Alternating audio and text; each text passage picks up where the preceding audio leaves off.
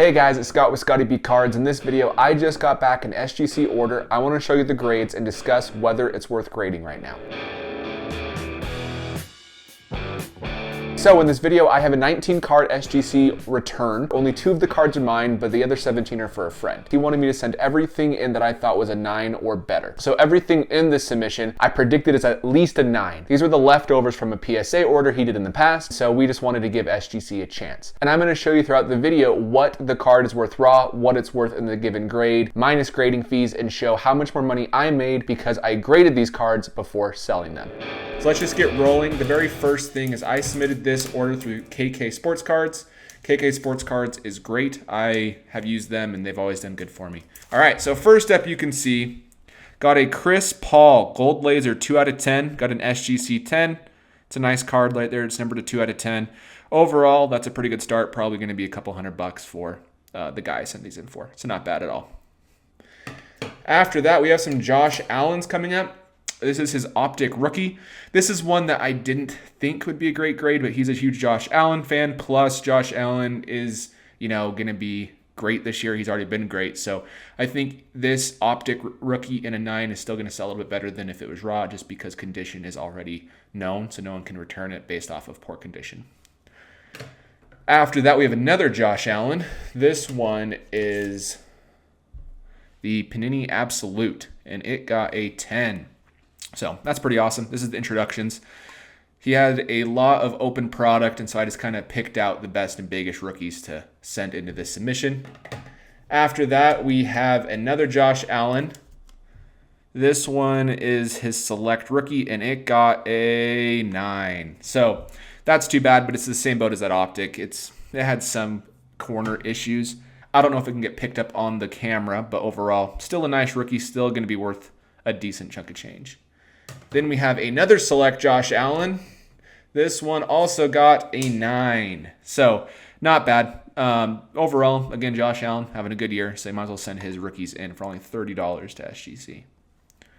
Next card is mine, and this one was in an uncirculated case. It's an Adrian Peterson uncirculated rookie, and through the case it looked fantastic. The moment I opened the uncirculated case, there were some surface issues. I predicted it was a 9.5, and then I said it has a good chance at a 9 and not a good chance at a 10. So overall I predicted a 9.5, and it got a 9, which I believe is the same for every single one of these cards on the SGC Pop Report. I think there's only 3 graded and all 3 got a 9. So kind of a bummer, but numbered to 1079. It's just nice to have this slab so that way I know the condition and feels a little bit more protected than in the one touch essentially. The next card is also mine. It's a Juan Soto Bowman's Best Blue Refractor. This one's interesting because it looks really good, except for it has relatively deep surface print lines along the entire card. So they're print lines, and overall SGC is not too hard on print lines is what I've heard, but they were pretty deep, I will honestly say. And so I sent it SGC and it got an 8.5, which I think is a completely fair grade. I predicted a 9, but an 8.5 is fair. I thought it could go either way. But overall, I don't know if you can pick it up through the actual case. You can't, but just through the top, there's 3 or 4 print lines that go almost top to bottom. So other than that, again, the card looks perfect. The actual corners, edges look great. It's just those print lines. So I think it's a pretty fair grade. So that's it for my cards. Everything else is his again. We'll see how else he did. Next up is a Joe Burrow. This is the red, white, and blue rookie, and he got a 9 again. So that one wasn't surprising because this was left over from his previous grading submission, but I thought it would still be worth a chance if it could pull a 9.5. You can see the corner right there, which is what held it back, plus some edge issues. So I think that's a very fair grade, but it would be nice to get a 9.5 on that. Then we have a Justin Herbert. This is the red draft picks rookie, and this one pulled a 10, which is awesome. So just the red prism. I don't know what the value is on these because it's the collegiate uniforms, but still a nice card. Justin Herbert, anything is going to sell for quite a bit right now. We have more Herbert coming up. This one, he has so many prism parallels that I don't know if it's actually worth a ton, but it's going to be worth something if it can grade well. And this one pulled a 10. Nice. So the green prism got a 10. That's a nice card right there. A little off-center left to right, but not by much. But other than that, the card did look really good. Bottom left corner has a tiny bit of white, but not enough to make it miss a 10. I would even say that has a good shot at a PSA 10 if you ever wanted to cross it, but I'd be happy with that. Here's just a base Justin Herbert Prism, and that one got a 9. So not bad. Same thing, just a couple surface lines on there with some back corner issues, as you can see right here. And so that doesn't surprise me at all, but nice to get it slabbed. Another Justin Herbert. This is the red, white, and blue rookie. Let's see if we can look at it. I sent this in so long ago, I can't really remember, but it got a 9.5. So I think that's our first 9.5 out of the whole submission. Could be wrong, but overall, not a bad card to get a 9.5 on with the red, white, and blue Prism. Justin Herbert. Next up, this is a really cool card. I wanted to buy this from him, and I didn't, and I should have because it's a sweet card. This is a Mike Trout Air variation.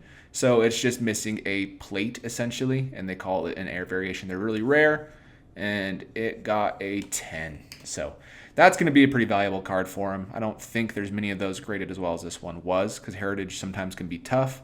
And overall, the card does look really good. That's one that I was high on when I submitted it. After that, we have a Trae Young rookie. This one I thought would get a 9 at best. It might get better, but we'll find out. Got a 9. That's very fair to where I thought it was to myself. So got a 9. That's not bad. Overall, it's a little off center top to bottom. And then on top of that, it had some corner issues just like the Herberts did. So it's still better to have this one as a 9 than selling it raw.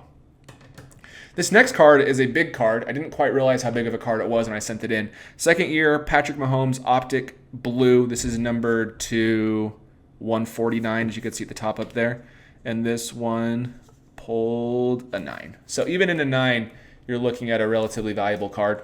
And it looked really nice. Top to bottom centering is off, which is one of the biggest issues. You can see, the bottom edge is bigger than the top. So still a cool card of Patrick Mahomes, even though he's kind of not been popular among a lot of people right now. This next one's a Vladimir Guerrero Jr. Refractor. This is the Topps Chrome Refractor. This wasn't worth a ton when he pulled it at all, so he put it in a box, which means it has a good chance of getting a decent grade, and it got a 9.5. So not bad. Wish it could have pulled the 10 because I actually thought this one looked really good. I don't know why it didn't.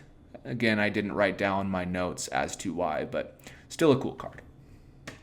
Then you have a Tua. This is a variation of some kind. I think this is from the, what are they called? The hangers. So I think that's where this came from. And let's see what it got. Got a 9. Again, that one doesn't really surprise me all that much. It was in that same box with the others. And so it had some small issues on the surface and corners. Next up, we have a Luka rookie. This is his Hoops rookie. This is another one that was in a box that he didn't think would be worth anything when he opened it in 2018, and now it is, but it pulled an 8.5. So that's the one of the few cards I submitted regardless of the condition, just because it was a Luka rookie, but still would have liked to see a 9. So that's probably the biggest disappointment of the submission in regards to me thinking it was a 9 and it wasn't. Jason Tatum, this next one I did not think would grade great. Just right off the bat, it had some issues, but at the time when I sent it in, basketball is ramping up, and we'll see how I did. Got a 9. So overall, my last submission, I really made sure the cards I sent in were in perfect condition, or at least I tried to, and I had really good results. This one was probably a little bit more what people can expect with SGC if you're looking to kind of get some borderline cards in between 9 and 10. So as you can see, I didn't do the best on the grades. I predicted a majority of them correct when I say 9 or better. The 2 cards that didn't do that hot, 2 of the 3, were my own, and I knew they weren't going to do that good. The Juan Soto Bowman's Best Blue Refractor, that one I just wanted slab because I was sick of not having a comp for condition. And the Adrian Peterson, I didn't know the complete condition until I got it out of the one touch, and at that point I might as well send it in. But for the whole submission, if we look at the total graded value for what I could sell these cards for, it's $2,723. So that's pretty good. I think I paid $30 a card plus $30 in shipping overall, so that's $600 in grading fees. Compared to what the raw price is, I could have sold them raw for $1,642. So that's an extra $1,081 before the grading fees. After the grading fees of $600, we still made an extra $481. So in this case, it made sense to grade with SGC before I sold because it did increase the value of the cards. But overall, I think if you have some good cards, you're going to sell those cards, it may be worth your while to send to SGC. You're only 30 to 50 days turnaround time. It may be well worth your while to send them in just to make sure you can capitalize the most money you can compared to sending them to PSA for $150. So anyways, guys, I just wanted to share my thoughts with you, show you my results, and other than that, I will catch you in the next video.